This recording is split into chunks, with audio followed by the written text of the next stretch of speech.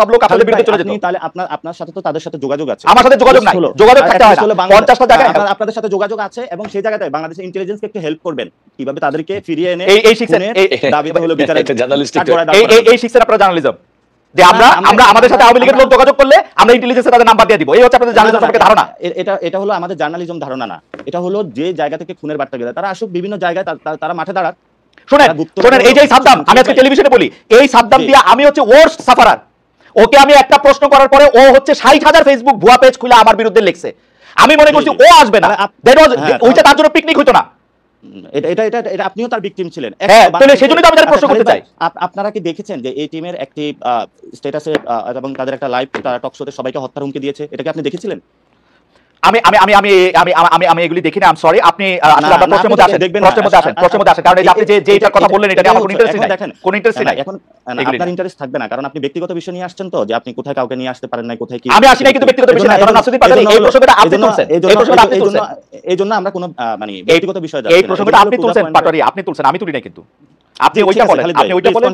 হ্যাঁ, আমি যেটা বলতে চাইছি, আমি যেটা বলতে চাইতেছি সেটা হচ্ছে যে এই মুক্তিযুদ্ধের বিপক্ষের যে বয়ানটা, যেমন এইটার ক্ষেত্রে নাগরিক যারা আপনারা আছেন, নাগরিক কমিটি, তারা আসলে অবস্থানটা কি নিতেছেন সেটা একটু আমাদের বলবেন। যে আমরা দেখতে পাচ্ছি যে একজন মুক্তিযোদ্ধা, আমি আসলে মুক্তিযোদ্ধা বলে না, যে কোনো লোককেই আসলে অপমান করা, তাকে গলায় জুতার মালা দেওয়া এবং কোনো একটা কারো ছত্রছায়া এটা করা, এটার বিপক্ষে আপনি যদি দুই লাইনে একটু বলতেন যে এই জিনিসটা নিয়ে আপনি আসলে কিভাবে দেখতেছেন। না, প্রথমত আমরা বলি যে মুক্তিযুদ্ধের যে আকাঙ্ক্ষাটা ছিল, 71 মানুষ যে জন্য যুদ্ধে ঝাঁপিয়ে পড়েছিল, সেটা তো ব্যাহত হয়েছিল এবং গত 53 বছরে বিভিন্ন দল ছিল, সেনা শাসন ছিল, বিভিন্ন বড় বড় কিংস পার্টি তারা ক্ষমতায় ছিল এবং সেখানে তারা কিন্তু মুক্তিযুদ্ধের এই বিষয়গুলো এই পর্যন্ত যে দলে এসেছে তারা কিন্তু মুক্তিযোদ্ধা বানিয়েছে এবং সেই জায়গাতে মানুষের প্রতি কিন্তু মুক্তিযুদ্ধের প্রতি একটা বীতশ্রদ্ধা তৈরি হয়েছিল, কারণ কে আসল কে নকল বোঝা যাচ্ছে না। ফলে তো আমরা যে জায়গাতে বক্তব্য রাখি সেটা হলো মুক্তিযুদ্ধের যে রিয়েল কোর স্ক্রিপ্টটা, সাম্য, মানবিক মর্যাদা এবং ন্যায় বিচার, সেই জিনিসটা আমরা ধারণ করি। সেই জিনিসটা ধারণ করে বলেই কিন্তু আমরা 24-এ উঠে দাঁড়িয়েছি এবং 24-এ সেই আবেদনের ভিত্তিতেই কিন্তু আমরা মাঠে রক্ত দিয়েছি এবং আমরা এই ক্ষেত্রে কোনো মুক্তিযোদ্ধার সাথে কোনো বেমানান কোনো কিছু করা হবে অথবা তাদেরকে হত্যা বা গুম করা অথবা তাদেরকে অ্যাসাল্ট করা হবে, আমরা কখনো এগুলো কোনো সমর্থন করি না। ইভেন আমরা কোনো ব্যক্তিকে আইনের শাসন নিজের হাতে তুলে দেওয়াকে অপছন্দ করি এবং এটার আমরা তীব্র বিরোধিতা করি, কারণ কোনো ব্যক্তিকে হলো বাসায় থেকে উঠে নিয়ে কান ধরে উঠবসা করা অথবা তাকে অ্যাসাল্ট করা, আমরা কখনো এই বিষয়গুলো সমর্থন করি না। আমরা মনে করি দেশে একটি সুন্দর বিচার প্রক্রিয়ার মধ্যে যদি কেউ কোনো অপরাধ করে থাকে সেটার বিচার হবে, আর যদি সে অপরাধ না করে থাকে, যদি কেউ তাকে সেই এলিগেশন এনে থাকে, তাহলে তার বিচার করা হবে। আমরা সেই সুন্দর বিচার প্রক্রিয়া বিশ্বাস করি। ওকে, জনাব নাসিরুদ্দিন পাটোয়ারি, আপনাকে ধন্যবাদ। আপনারা জানেন যে চ্যানেল 24 আমাদের অনুষ্ঠানটি সরাসরি সম্প্রচার করছিল। চ্যানেল 24 তাদের টপ অফ দ্য নাউজের জন্য মানে 54 বা 55 পরে, অর্থাৎ আর 2-3 মিনিট পরে তারা চলে যাবেন। আমি এটাই এখনই বলে রাখলাম, কারণ আমার প্রশ্নটি করে রাখতে হচ্ছে রুহুল কুদ্দুস কাজলকে, যে জনাব রুহুল কুদ্দুস কাজল আওয়ামী লীগ সরকারের সময় তারেক রহমান বাংলাদেশে আসেনি, রাজনৈতিক বাস্তবতা ছিল, কিন্তু 5 আগস্টের পরও তিনি ফেরেননি। এখন স্পর্শকাতর মামলা থেকে, আপনাদের ভাষায় সব মিথ্যা মামলা থেকে খালাস পেয়েছেন তারেক রহমান, তারপরেও তিনি দেশে ফিরছেন না, ভার্চুয়াল জনসভায় যোগ দিচ্ছেন, বিএনপির নেতৃত্বে সরকার গঠন হবে, এটা নিশ্চিত করার পরেই তিনি দেশে ফিরবেন। মানে আসলে তিনি দেশে ফিরতেছেন না কেন? মানে তার কোন জায়গা থেকে তিনি আসলে একটু ভীত বোধ করছেন?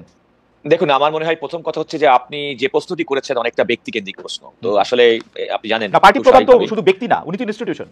কিন্তু কথা হচ্ছে যে একজন ব্যক্তির অ্যাবসলিউটলি যে প্রশ্নটা আপনি করেছেন, আমি যদি এখন কোনো কারণে খালেদ মহিউদ্দিনকে জিজ্ঞেস করি, খালেদ মহিউদ্দিন আপনি সকালবেলা কি দিয়ে নাস্তা করেছেন, এই প্রশ্ন নিশ্চয়ই নাসিরুদ্দিন পাটোয়ারি আপনাকে দিতে পারবে না, এটাকে মানতে হবে বাস্তবতা।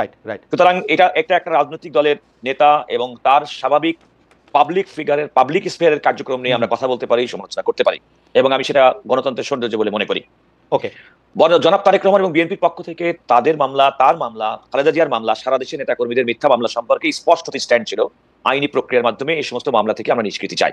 আজকে একটার পর একটা মামলায় কিন্তু সেগুলো প্রমাণিত হয়েছে এবং সেগুলো প্রমাণিত হচ্ছে। সুতরাং একটা আইনি প্রক্রিয়ার মাধ্যমে একজন নির্দোষ ব্যক্তিকে বিগত সময় বয়ান দিয়ে দোষী বানানোর যে প্রচেষ্টা ছিল, সেখান থেকে এখন আইনি প্রক্রিয়ার মাধ্যমে তিনি উপস্থিত করলে অসুবিধা কি? তিনি আমি কেন ওনার অনুপস্থিতিতে আমাদের আইন প্রক্রিয়া যদি আপনি কোনো ধরনের পারমিট করে, আমি আবারও বলছি,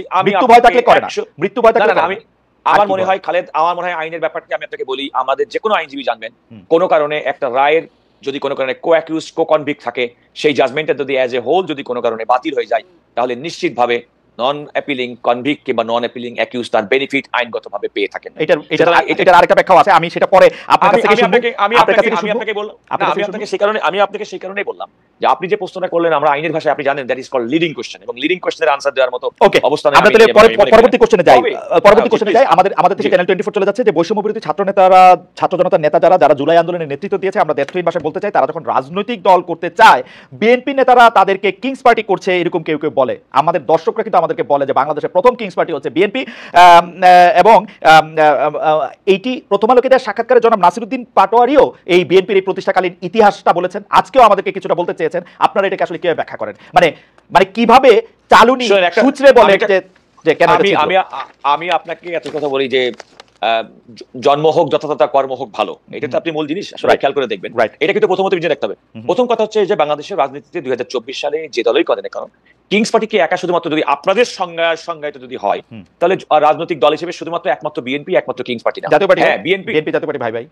আমি এর বাইরে কি আপনি ছিল না? আপনার কি মনে আছে ওয়ান ফেরদৌস আহমেদ করেছি এক সময় তাদের প্যাট্রোনাইজেশন?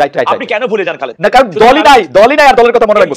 এক্স্যাক্টলি আজকে বিএনপি আলোচনার মধ্যে আছে, এই কারণে বিএনপি হচ্ছে বাংলাদেশের আগামী দিনের রাষ্ট্র ক্ষমতা প্রত্যাশী প্রধান কন্টেন্ডার।